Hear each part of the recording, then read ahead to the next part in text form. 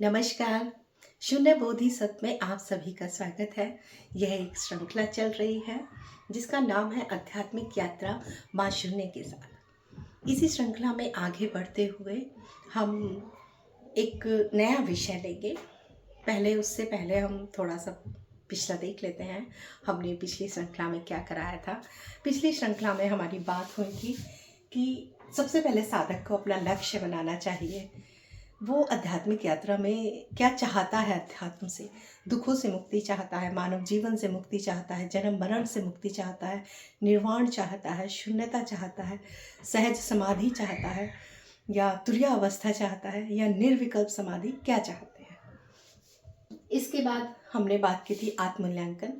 आत्ममूल्यांकन का अर्थ होता है कि मैं कहाँ हूँ और मुझे जहाँ पहुँचना है वहाँ तक का रास्ता हमें कैसे तय करना होगा। आत्ममूल्यांकन का अर्थ होता है मैं अपने लक्ष्य से कितनी दूर हूँ ये पता करना। मैं अभी कहाँ हूँ, मेरी स्थिति क्या है, मेरी योग्यता क्या है, ये सब पता करना। तीसरा हम आते हैं मार्ग की खोज। मार्ग की खोज का अर्थ है, जैसे मैं एक उदाहरण देती हूँ। मैं अभी मेरठ में हूँ और मुझे दिल्ली जाना है। तो दिल्ली जाना है, ये क्या हो गया, मेरा लक्ष्य है। आत्ममूल्यांकन, इसमें ये पता चला कि मैं मेरठ में हूँ। तीसरा है मार्ग की खोज, किस मार्ग से जाना है, बाय ट्रेन जाना है, बाय बस जाना है, या पैदल जाना है, या घोड़ा गाड़ी से जाना है, किसी के साथ जाना है, कैसे जाना है। तो तीसरा होता है हमारा मार्ग की खोज। मार्ग की खोज में भक्ति मार्ग है, तंत्र मार्ग है, योग मार्ग है, कुंडली मार्ग है, ज्ञान मार्ग है।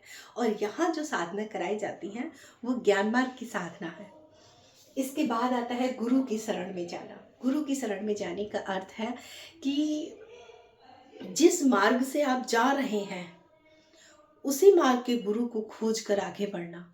जैसे आप उसी बस में बैठेंगे ना जो मेरठ से दिल्ली जा रही होगी, है ना, या उन्हीं के साथ जाएंगे ना जो मेरठ से दिल्ली जा रहे होंगे। जो मेरठ से हरिद्वार जा रहे हैं, अगर आप उनके साथ चल भी दिए तो आप अपने लक्ष्य से बहुत दूर पहुंच जाएंगे। तो उसी तरह से जो मार्ग आपने चुना है उसी मार्ग का गुरु चुनना आपके लिए लाभदायक होगा।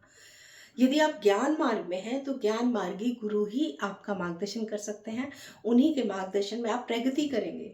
यदि आप ज्ञान मार्ग तो आपने चुन लिया और आपके जो गुरु हैं वो तंत्र के गुरु हैं, या कुंडली के गुरु हैं, या भक्ति मार्ग के गुरु हैं, तो फिर सब गड़बड़ हो जाएगा। तो ये हमने पिछली वीडियो में जाना। अब जो ज्ञान मार्ग में आना चाहते हैं, हमारे साथ चलना चाहते हैं, कदम से कदम मिला के आध्यात्मिक प्रगति चाहते हैं, आध्यात्मिक प्रश्नों के उत्तर चाहते हैं, तो उनके लिए मैं कुछ दिशा निर्देश देना चाहती हूँ। जो हमारे साथ चलना चाहते हैं, सबसे पहले तो उन्हें ये ध्यान रखना है कि दृष्टि अपने ऊपर ही रखें। दृष्टि दूसरे पे ना जाए, दूसरे की बुराई, दूसरे का काम, दूसरा क्या करता है, दूसरा क्या कर रहा है, किस मार्ग पे है, जीवन में क्या चल रहा है, दूसरा तो होना ही नहीं चाहिए। आपके विचार अपने से संबंधित हो, अपनी आध्यात्मिक यात्रा से, आपके भाव, आपकी दृढ़ इच्छा, दृढ़ संकल्प। इसीलिए मुमुक्षुत्व होना बहुत जरूरी है। जिसमें मुमुक्षा है सत्य की खोज के लिए, उन साधकों का पर दृष्टि जाना खत्म हो जाता है। तो दृष्टि स्वयं पर लेके आए। दूसरे साधकों से वाद विवाद ना करें। दूसरे क्या कर रहे हैं इसकी आपको चिंता नहीं है। तो ये विशेष ध्यान रखना, सत्य बिल्कुल व्यक्तिगत है, रूपांतरण इसमें आपका होगा। यदि आपको ऐसा लगता है कि मेरी प्रगति नहीं हो रही है, मेरे अज्ञान का नाश नहीं हो रहा है, तो आप दूसरे मार्गों में जाने के लिए स्वतंत्र हैं। तो हम ज्ञान मार्ग की बात करते हैं। ज्ञान मार्ग का पहला जो हमारा चरण होता है वो श्रवण, जो हमने पिछली वीडियो में भी बताया था। दूसरा होता है मनन। तीसरा होता है साक्षी भाव।